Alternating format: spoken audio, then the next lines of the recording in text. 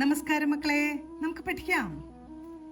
ഇന്ന് നമ്മൾ കഴിഞ്ഞ ക്ലാസ്സിൽ നമ്മൾ പഠിച്ച ള എന്ന അക്ഷരത്തിന്റെ കൂട്ടക്ഷരമാണ് പഠിക്കാൻ പോകുന്നത്.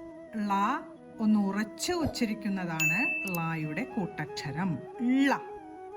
ള പ്ലസ് ള സമം ള.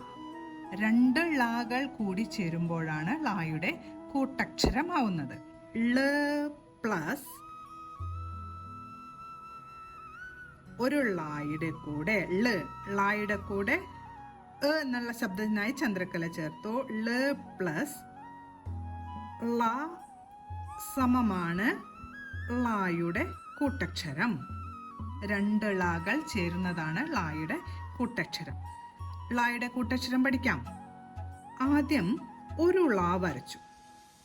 നമ്മൾ കഴിഞ്ഞ ക്ലാസ്സിൽ പഠിച്ച ഒരു ള വരച്ചു.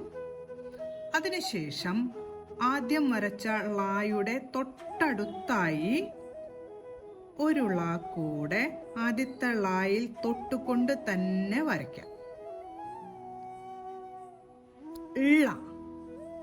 ള ഒന്ന് ഉറച്ചുച്ചരിക്കണം. ള ഒരിക്കൽ കൂടെ എഴുതാം. ആദ്യം ള വരയ്ക്കണം. ആദ്യം വരച്ച ളയെ തൊട്ടുകൊണ്ട് തന്നെ ഒരു ള കൂടെ വരച്ചാൽ ളയുടെ കൂട്ടക്ഷരമായി ള. ഇനി നമുക്ക് ള വരുന്ന വാക്കുകൾ പഠിക്കാം. ആദ്യത്തെ വാക്ക് ഉള്ളി. ഉള്ളി എന്നാണ് എഴുതാൻ പോകുന്നത്. ആദ്യം ഊ എന്നെഴുതി തൊട്ടടുത്തായിട്ട് ള്ളി.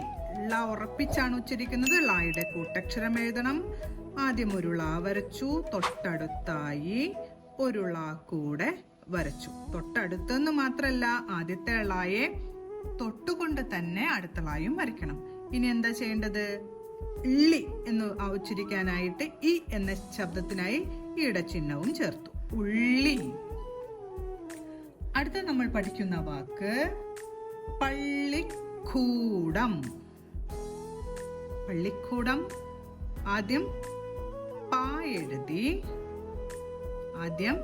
പാ എഴുതി അതിനുശേഷം ള ഉറച്ചു ഉച്ചരിച്ചുകൊണ്ട് ള എഴുതണം അല്ലേ?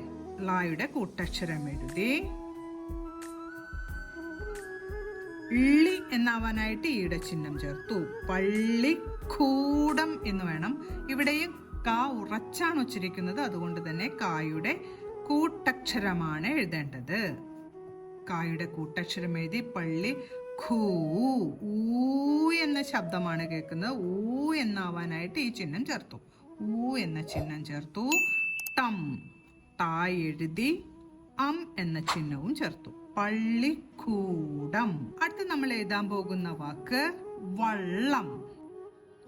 വ തൊട്ടടുത്തായിട്ട് ളം എഴുതാണ്. വള്ളം.